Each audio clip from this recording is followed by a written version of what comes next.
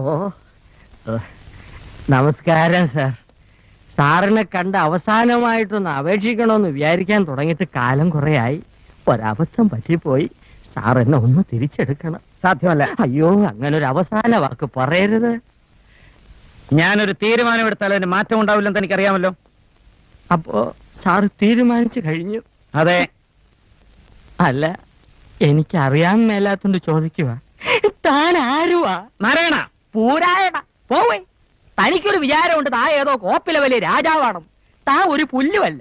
1-2 ദിവസം ലണ്ടനിൽ പോയി ഏതോ ഒരു ഓന്തൻ റിച്ചാർഡ് സാഹിബിന് അരിവെച്ച് കൊടുത്ത് കിട്ടിയ കാശ് കൊണ്ട് ഒരു പഴയ കൊട്ടാരം വാങ്ങി അവിടെ ഒരു ആശുപത്രിയും തുടങ്ങി അവിടെ പ്രാന്തമാരെ പട്ടാളത്തിട്ട പഠിപ്പിക്കുന്ന ഒരു വിവരം കെട്ട പന്ന റാസ്കലല്ലേ താൻ.